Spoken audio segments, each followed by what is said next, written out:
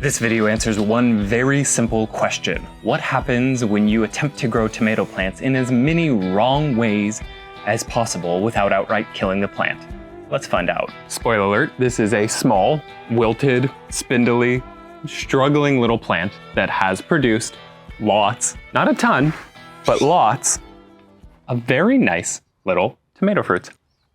Now here's what we did wrong to get to this point. First off, half of the potting mix that we're using for this plant is our native clay soil. It's horrible stuff, really poor draining, super heavy, gets compact really easy, very low in organic. And of course, native soil carries a major risk of disease transfer. This is also a 10-gallon container, but I only filled it up about 75% the way. We also way overcrowded this container with obviously the large binding indeterminate cherry tomato, a large African crackerjack marigold, as well as a hot pepper plant in here. Over the entire growing season, we fertilized this plant once with a single scoop of compost. We used absolutely no concentrated fertilizers whatsoever. And no pruning strategy to show off here.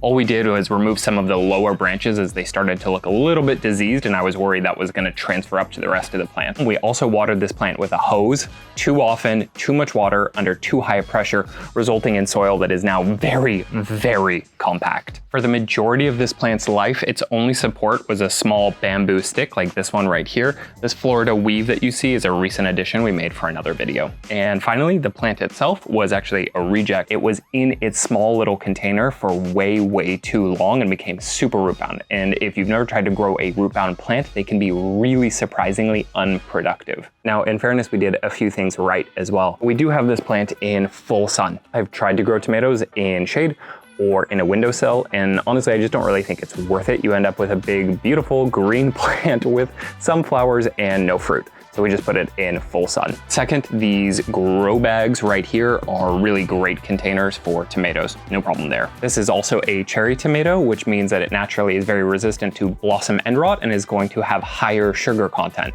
generally speaking. Also, cherry tomatoes are just better. So to recap, we have a plant grown in too little soil, in bad soil, with not enough nutrients that we have generally neglected for months on end. How did it turn out? Well, the first thing you'll notice is that all of the plants in this container are very stunted. If you compare this cherry tomato to this same variety in our front garden, you'll notice it's much smaller. Same thing with this African crackerjack marigold. The one in a container 2 feet away is gigantic. And this pepper, you don't even really have to compare to anything else. It is super sad, tiny, only put off a few fruits and doesn't seem to be flowering at all anymore. Also, the actual tissue on the tomato plant itself seems very weak and prone to breaking. A lot of the leaders have snapped, it's been topped. Just overall, it is not at all a robust plant. Hey, if you enjoy videos about gardening experiments like this one, please consider hitting the like button. It really helps us out. I super appreciate it. All right, let's get back to the story of the sad little tomato plant. Strangely, despite us kind of overwatering this plant, it seems like it can never get enough moisture. It's always just a little bit kind of crinkly and dried out.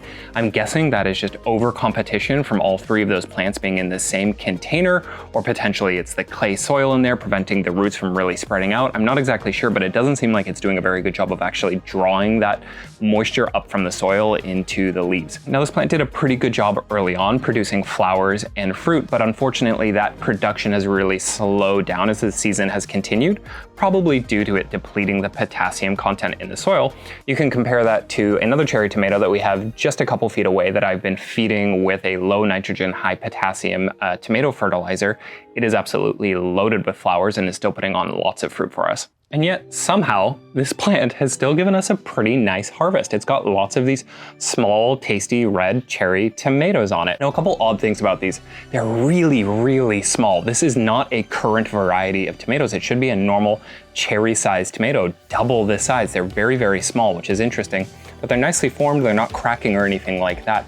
Second, the fruit seem to have a really low sugar content, which is kind of interesting. You normally associate that with not having enough sun, which has really not been the case here. It might be due to overwatering, I'm not quite sure. That said, even though they're quite small and they're lower in sugar content, they're still very tasty, particularly if you like a tartar, more acidic tasting tomato. You know, the container was $1. We put about $1 of compost and manure in there. Obviously the native soil from our garden was free, the wood chips were free, and we didn't spend any money on all that fertilizer we didn't use on it. Moreover, we put almost no effort into growing this plant, which I think really just illustrates how amazing tomatoes are. We put a couple of bucks into this plant, no effort, and yet it is giving lots of fruit that are wildly better than expensive store-bought counterparts. I think it really just goes to show that tomatoes want to fruit, right? They want to give us a harvest. So if you're watching this and maybe you're a little bit on the fence about trying tomatoes for the first time because you've seen lots of videos